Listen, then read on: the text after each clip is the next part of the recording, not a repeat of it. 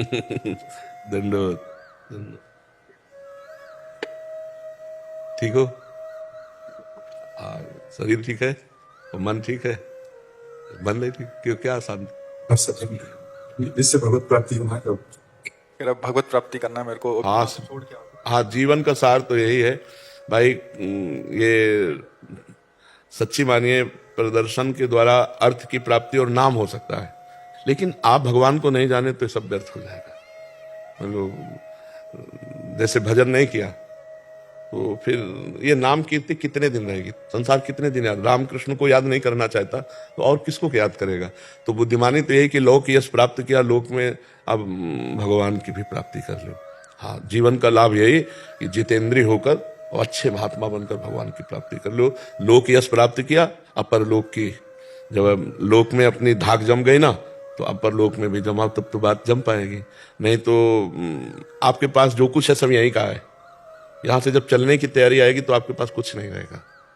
मेरी बात समझ लीजिए ना, ये शरीर रहेगा जिसके द्वारा आपको यश प्राप्त हुआ है, और यश से जो आपको धन मिला है वो धन भी नहीं रहेगा, दूसरे लोग उपभोग करेंगे। आपके पास अगर नाम नहीं है भगवान का, भजन नहीं है, तपस्या नहीं है, तो फिर वो बात नहीं बनेगी।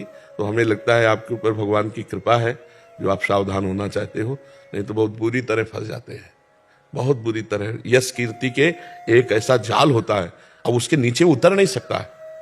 एक लेवल होती है ना, अब जैसे आप उस लेवल में यश में चढ़ गए तो अब उतर नहीं सकते।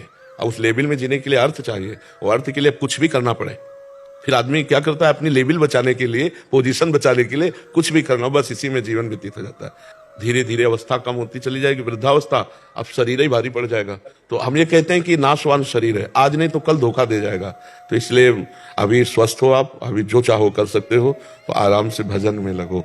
कमा कर अगर इतना हो गया हो कि आप एक वास खरीद सकते हो, आप खा पी सकते हो, तो भारत में कहीं भी रहो, खूब नाम जप करो। नाम जप से सब मंगल हो जाएगा, धीरे धीरे मन बदल जाएगा।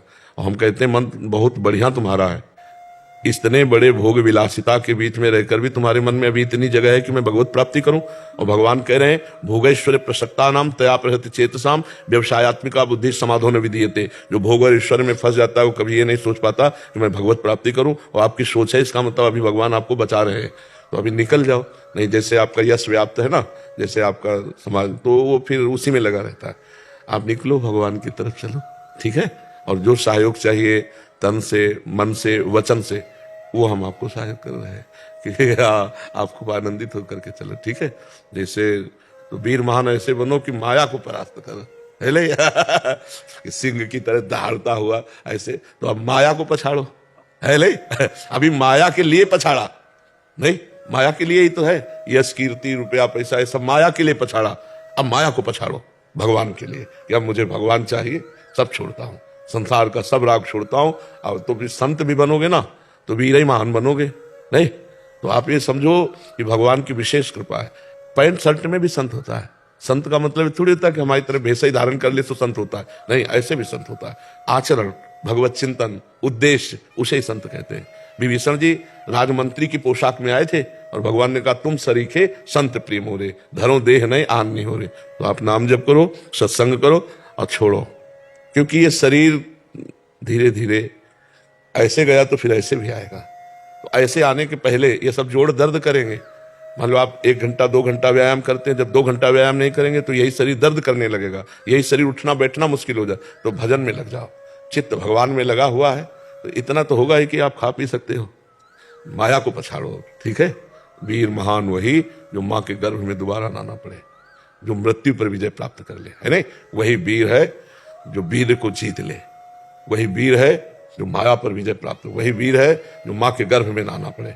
काम क्रोध लोभ मोह मद मत्सर इनको पछाड़ो, भगवान का आश्रय लेकर। चाहे जितना कोई वीर हो, ये सबको पछाड़े है, इनको जो पछाड़े सो महावीर, नहीं? तो इसलिए आगे बढ़ो, भगवान की विशेष कृपा। ये भी मतलब आपका सत्संग सुनते हैं?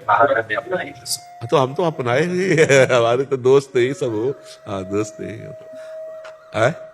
हाँ, नहीं बल है, तुम केवल हनुमान जी महाराज चुपचाप खड़े थे तो अब पूछ रहे थे कौन समुद्र के पार जाए, कोई कहे ऐसा, कोई कहे। तो जामवंत ने कहा पवन तनय बल पवन समाना, का चुप साधिरा बलवाना, उठ खड़ा हो। तो हनुमान जी एकदम भूधराकार शरीरा, बोले क्या करूं? समुद्र को पी जाऊं या लंका उखाड़ करके यहाँ रख दूं? बोले कुछ चले समुद्र पार करके जाओ, सीता जी खबर लेके आओ। तो वो बल है, हम भगवान के अंश है, हम भगवान के बच्चे हैं, हम जो चाहें उसको कर सकते हैं। बिल्कुल आप निश्चिंत रहो, नाम जप करो। नाम में एक अपार सामर्थ्य है, वो आपको दिशा देगी। क्या नाम जप करें मुझे? क्या जप? जो प्रिय लगे। हमें कहते हैं हम तो, हमारा प्राण प्रिय तो राधा राधा नाम है। आपको राम कृष्ण हरि शिव जो प्रिय लगे वो नाम जप करो। आपको कौन सा प्रिय नाम लगेगा? हाँ, अभी तक तो राधा राधा का कोई- हाँ, जो नाम प्रिय लगे उसी को अधिक मात्रा में जपो, बहुत इससे पावर मिलेगा आपको। अब देखो, शारीरिक बल अलग चीज है, आध्यात्मिक पावर अलग चीज है। बाहर के वीरों को तो हम गोली से या भुजा से परास्त कर सकते हैं, लेकिन अंदर के वीरों को नहीं। जो अंदर अटैक करते हैं उनके लिए आध्यात्मिक ज्ञान चाहिए और उसके लिए आध्यात्मिक बल चाहिए, वो नाम के द्वारा मिलेगा। जितना नाम जप करोगे आपको खुद महसूस होगा अंदर। ठीक है एकदम जी। हम तरंगे तेरी तुम समुंदर प्रभु, तुम ही बाहर हो तुम ही अंदर प्रभु। बस बिल्कुल, बिल्कुल वही अंदर है, वही भीतर है। हम सब उनकी तरंग है, वो समुद्र है। बिल्कुल हम तुम्हारे हैं सदियों से मेरे हो तुम। बिल्कुल बिल्कुल हम भूल गए, प्रभु को अपने भूल गए।